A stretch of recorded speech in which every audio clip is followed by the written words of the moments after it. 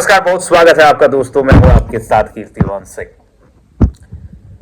Modi, Putin और Jinping की मुलाकात पर सबकी नजरें टिकी हैं। दुनिया भर में ट्रंप ने अपने फैसलों से, टैरिफ के फैसलों से उथल पुथल मचाया, आपने देखा ही है। और अब ये कहा जा रहा है कि मोदी, पुतिन और जिनपिंग आज एक साथ जब मंच पर एससीओ के नजर आए तो ट्रंप की नजरें इस पर टिकी हुई थी और ट्रंप जो है घबरा चुका है इस पर।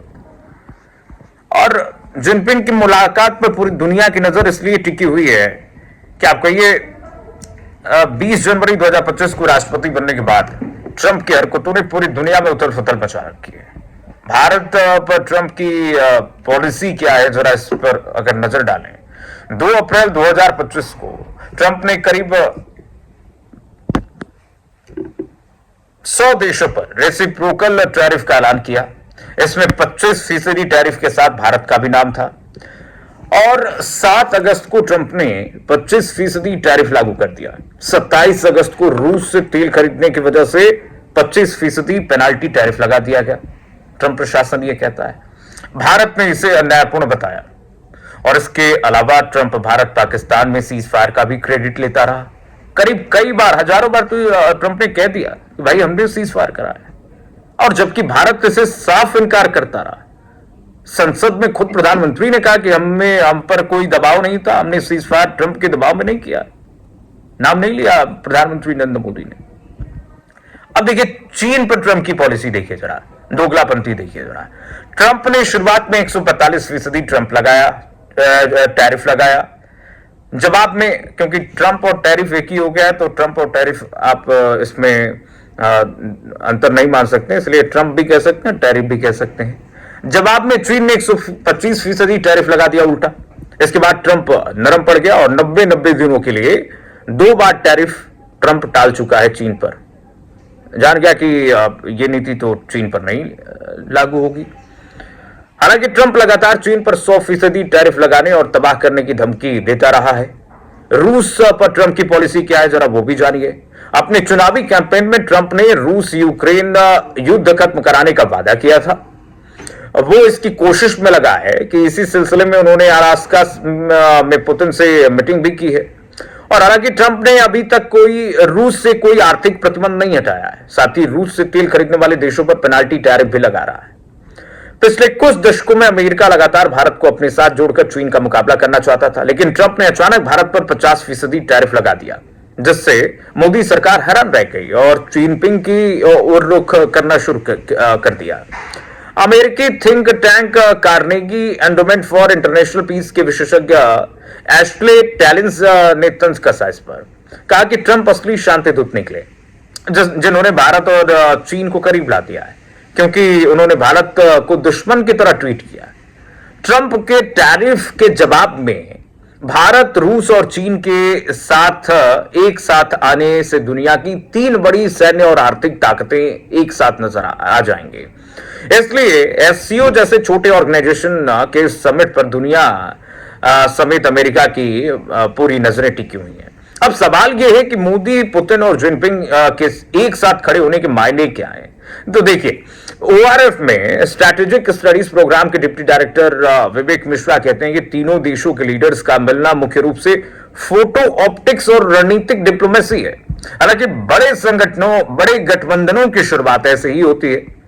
आप सोच लीजिए, 3 बड़े बड़े देश जो एशिया के हैं, साउथ ईस्ट एशिया के, अगर एक साथ सामने आ जाते हैं तो इससे तो अमेरिका को बहुत करारा जवाब मिलेगा। सवाल नंबर 3 ये है कि अगर भारत चीन और रूस की तरफ झुक गया तो अमेरिका को क्या नुकसान है इससे। पहला यह है कि अमेरिकी सामान का प्रोडक्शन महंगा हो जाएगा। आप सोचिए, अमेरिकी कंपनियां अपने ज्यादातर प्रोडक्ट्स की मैन्युफैक्चरिंग चीन और भारत में करती हैं। इकोनॉमिक एक्सपर्ट्स मानते हैं कि दोनों देशों में अमेरिकी प्रोडक्ट्स की मैन्युफैक्चरिंग घटेगी तो आईफोन, लैपटॉप, दवाइयां और सेमीकंडक्टर जैसी चीजें महंगी हो जाएंगी। अमेरिका को अब चीन +1 की बजाय भारत +2 के बारे में सोचना होगा, क्योंकि रूस और चीन भी अब साथ होंगे भारत के साथ। उसे अपनी सप्लाई चेन और मैन्युफैक्चरिंग के लिए भारत और चीन के अलावा दूसरे देशों की जरूरत होगी। दूसरी सबसे बड़ी अगर हम बात कहें कि यह होगी कि अमेरिकी हथियारों की बिक्री घट जाएगी। अब देखिए, जैसे एक्सपर्ट्स कह रहे हैं कि भारत दोबारा रूस से हथियारों की खरीद बढ़ा सकता है। रॉयटर्स की खबर के मुताबिक ये जो जानकारी सामने आ रही है कि भारत अमेरिका से हथियार और F-35 जैसे विमान खरीदने वाला था, अब डील होने ही वाली थी, लेकिन ट्रंप के टैरिफ के चलते इस प्लान को भारत सरकार ने रोक दिया है। अब देखिए, भारत ने 2014 तक रूस से 72% हथियार खरीदे, सबसे ज्यादा, और इस समय भारत रूस से 36% हथियार खरीदता है बस। तो अब तो रूस की तरफ झुकाव होगा भारत का। तीसरी सबसे बड़ी बात यह होगी कि वैश्विक मंचों पर अमेरिका का दबदबा घट जाएगा। कई जानकारी ये कहते हैं कि भारत, रूस और चीन के एक साथ आने से अमेरिका के लिए रूस पर सैंक्शन लगाना मुश्किल होगा। अभी तक यूक्रेन से जंग के मुद्दे पर भारत न्यूट्रल रहा है, लेकिन ब्रिक्स और एससीओ जैसे संगठन मजबूत होंगे तो अमेरिका का यह दबदबा कमजोर होगा, और उसके लिए रूस और चीन के खिलाफ वैश्विक मंचों पर कोई प्रस्ताव लाना आसान नहीं होगा। चौथी सबसे बड़ी बात यह होगी कि अमेरिका के डॉलर का दबदबा कम हो जाएगा। अब रूस, चीन और भारत ब्रिक्स देशों के स्थायी सदस्य हैं। अभी रूस और चीन के बीच 90% व्यापार रूसी रूबल और चीनी युआन में होता है, उनके खुद के पैसे में। रूस और ईरान के बीच भी 95% व्यापार रूबल और रियाल में ही होता है, और इसी तरह भारत और रूस के बीच 90% व्यापार लोकल करेंसी में हो रहा है। अब एक्सपर्ट्स कहते हैं कि काफी समय से ये देश डॉलर की जगह ब्रिक्स देशों की एक कॉमन करेंसी लाने की कोशिश कर रहे हैं। अगर रूस, चीन और भारत में सहमति बन जाती है तो ब्रिक्स का अपना पेमेंट सिस्टम बन जाएगा, और इससे अमेरिका का dollar based global payment system कमजोर हो जाएगा, डॉलर की कीमत घट जाएगी, जिससे ट्रंप लगातार धमकी देते आ रहे हैं कि अपनी करेंसी मत लाओ, वही बात हो जाएगी। अब पांचवी सबसे बड़ी बात यह होगी कि देखिए, इंडो पैसिफिक इलाके में अमेरिका कमजोर हो जाएगा। अगर भारत का झुकाव रूस और चीन की तरफ हुआ तो देखिए, अमेरिका, जापान, ऑस्ट्रेलिया और भारत का संयुक्त मंच क्वाड कमजोर होगा। अगर भारत ने अमेरिका के साथ इंफॉर्मेशन शेयरिंग बंद की तो दक्षिण चीन सागर और हिंद महासागर के इलाके में चीन के मुकाबले अमेरिका कमजोर होगा। अब देखिए, एक्सपर्ट्स कहते हैं कि चीन की मैन्युफैक्चरिंग पावर, रूस का एनर्जी सेक्टर पर दबदबा और भारत की सर्विस सेक्टर बेस्ड इकोनॉमी और बड़ा बाजार, अगर ये मिल गए तो सिर्फ ट्रेड नहीं, जियो पॉलिटिक्स भी बदल जाएगी। दुनिया सिंगल पोलर यानी कि अमेरिका के इर्द गिर्द होने के बजाय मल्टीपोलर हो जाएगी, क्योंकि ये 3 महाआर्थिक शक्ति है भाई आने वाले समय में। अब सवाल नंबर 4 यह है कि मोदी, पुतिन, जिनपिंग के एक मंच पर आने से क्या ट्रंप टैरिफ को लेकर नरम पड़ जाएंगे क्या? तो देखिए, अमेरिका के वित्त मंत्री स्कॉट बेसेंट ने हाल ही में एक चैनल को इंटरव्यू में भारत को लेकर नरमी के संकेत दिए हैं। उन्होंने कहा कि भारत और अमेरिका के रिश्ते भले ही जटिल हो, लेकिन दोनों देशों में सहमति की गुंजाइश बनी हुई है। उन्हें विश्वास है कि दोनों देश आखिरकार साथ आ जाएंगे। और पिछले दिनों हमने अपने विदेश मंत्री एस जयशंकर साहब को भी सुना, किस तरीके से उन्होंने कहा कि देखिए, अभी नेगोशिएशन जारी है, नेगोशिएशन में कोई कमी नहीं है। अब इकोनॉमिक एक्सपर्ट ये कहते हैं कि ऐसा लग रहा था कि इन तीनों देशों के करीब आने से ट्रंप के तेवर नरम पड़ेंगे, भले वो टैरिफ वापस ना लें, लेकिन अब तीनों देशों के बीच फूट डालने की कोशिश तो अमेरिका करेगा ही। अमेरिका जैसा दोगला देश तो कोई है ही नहीं, और इसके लिए वो रूस के खिलाफ भी नरमी बरतेंगे। साथ ही उन्होंने चीन पर जो 100% टैरिफ लगाने की धमकी भी दी थी, उससे भी पीछे हट जाएगा अमेरिका। सवाल नंबर 5 ये है कि क्या इससे पहले भारत, रूस, चीन के बीच एक साथ आने की कोशिश हुई है पहले क्या? तो देखिए, भारत, रूस और चीन के गठजोड़ के लिए एक शब्द प्रचलित है, RIC, यानी रूस, भारत और चीन। ये कोई ऑफिशियल ऑर्गेनाइजेशन नहीं है, बल्कि स्ट्रैटेजिक ग्रुपिंग है। अब तक कई बार RIC को लेकर ऑफिशियल ग्रुप बनाने की कोशिश हुई है, जिसमें दिसंबर 1998 में दिल्ली में रूस के तब के प्रधानमंत्री एवगेनी प्रिमाकोव ने नाटो और अमेरिका के मुकाबले RIC बनाने की बात कही थी। तब भारत और चीन ने दिलचस्पी नहीं दिखाई, क्योंकि भारत के न्यूक्लियर टेस्ट के चलते भारत और चीन में तनाव की स्थिति बन गई थी। RIC अगर बन गई तो आप समझिए जैसे नाटो है, अगर किसी एक देश पर हमला होता है तो सब मिलकर मारते हैं, वैसे ही यहां पर अगर किसी एक देश पर हमला होगा तो RIC मिलकर मारेंगे। सितंबर 2003 में न्यूयॉर्क में तीनों देशों के तब के विदेश मंत्री यानी भारत के यशवंत सिन्हा, रूस के इगोर इवानोव और चीन के वांग यी ने RIC पर बातचीत के लिए बैठक की थी, लेकिन कोई ठोस नतीजा नहीं निकलता है। फिर 2006 में भी यही बात होती है, जुलाई में रूस में RIC का पहला लीडर समिट हुआ। यह मीटिंग सफल रही, लेकिन ब्राजील को शामिल कर ब्रिक्स समूह बना लिया गया। अब देखिए, तमाम होती हैं मीटिंग्स होती हैं, लेकिन बावजूद इसके कोई सफल नतीजा नहीं निकल पाता है।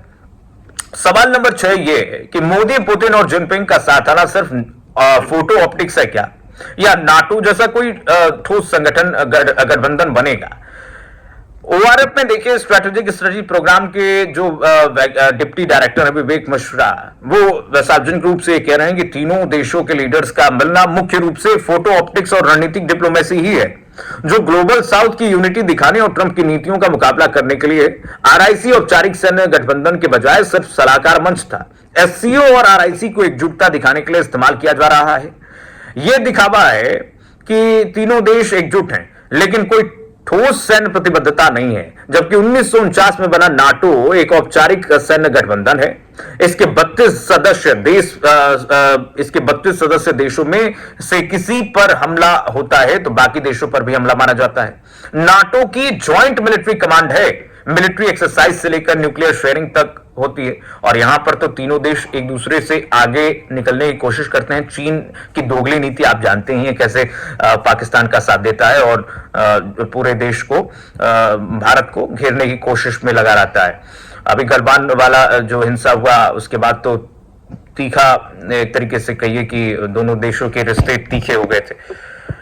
तो विवेक मिश्रा कहते हैं कि भारत और चीन के बीच नाटो जैसा ठोस ऑर्गेनाइजेशन बनने की संभावना बहुत कम है, क्योंकि इनके बीच गहरे मतभेद और अलग अलग हित भी हैं। भारत चीन पर बहुत भरोसा नहीं कर सकता है, बिल्कुल नहीं कर सकता है, क्योंकि इसके पाकिस्तान के रिश्ते बहुत मजबूत हैं चीन के। ऐसे में भारत चीन के साथ मिलकर कोई डिफेंस डील या सैन्य गठबंधन तो करेगा नहीं, क्योंकि हमारे देश के हित की बात है भाई। कहीं ये पाकिस्तान को ले जाकर के हमारी सैन्य सीक्रेट्स जो है वो शेयर ना कर दे। रही बात रूस की, तो भारत पहले से ही रूस से हथियार खरीदता और बेचता है, तो रूस से तो हम कुछ कर सकते हैं, लेकिन चीन से नहीं। तो देखिए, 2020 में गलवान के बाद तनाव कम हुआ है, लेकिन सीमा विवाद अनसुलझा है। भारत क्वाड सदस्य है, जो चीन विरोधी संगठन है। भारत रूस और चीन की नजदीकी यानी बीआरआई का समर्थन नहीं करता है। भारत स्ट्रेटेजिक ऑटोनॉमी चाहता है, यानी पश्चिमी और पूर्वी देशों में संतुलन हो। रूस यूक्रेन युद्ध में उलझा है। चीन ताइवान पर फोकस कर रहा है, जिससे कोई संयुक्त सैन्य योजना नहीं बन सकती है। अभी पहले भी आरआईसी की कई मीटिंग्स हुई है, लेकिन कभी सैन्य गठबंधन का जिक्र नहीं हुआ। अचानक ऐसा होने का सही समय और कारण भी अभी स्पष्ट नजर नहीं आता है। तो कुल मिलाकर के ये है कि इससे जवाब जो है अमेरिका को मिलने वाला है। और अमेरिका देखिए बहुत जल्दी जो पगला गया था, जो ट्रंप, अमेरिका जो पागल हुआ था, तमाम देशों पर टैरिफ लगाया था। ये तीनों नेता रूस, भारत और चीन के जब मिले हैं एक साथ एससीओ में, इसको देख करके और बौखला गया है ट्रंप, और वो चाहेगा कि अब भारत को कैसे भी चीन के नजदीक न जाने दिया जाए। क्योंकि देखिए, चीन अघोषित तौर पर अपने आप को सुपर पावर बता रहा है और अमेरिका ये चाह नहीं रहा है, और इसीलिए मकसद ये है अमेरिका का कि किसी प्रकार से साउथ ईस्ट एशिया में पावर को बनाकर रखा जाए, पावर बैलेंस किया जाए। और इसके लिए सबसे बड़ा अगर देश है साउथ ईस्ट एशिया में, वो है भारत। भारत को अगर साथ रखता है अमेरिका, तब जाकर के कहीं साउथ ईस्ट एशिया में उसकी जो सुपर पावर बैलेंस करने की जो रणनीति है वो सफल हो पाएगी। ऐसे में जब भारत भी जानता है, भारत कम नहीं है, भारत जानता है कि देखिए अमेरिका अगर दोगली रणनीति अपनाता है तो हमें चीन के साथ अगर हम जाएंगे, अमेरिका औकात पर आ जाएगा। और वही हो रहा है, बहुत जल्दी देखिएगा। ये टैरिफ वाली जो खेल कर रहा है ट्रंप, ये खेल उसका उल्टा ही उसको ये चाल पड़ जाएगी और टैरिफ भी हटेगा और घुटनों पर भी गिरेगा अमेरिका। चलिए, फिलहाल के लिए बस इतना ही खबरें, फिलहाल के लिए बस इतना ही। अगले अंक में हाजिर होंगे, आपको अगला एक्सप्लेनर लेकर आएंगे। चैनल को सब्सक्राइब कीजिए, लाइक कीजिए, शेयर कीजिए।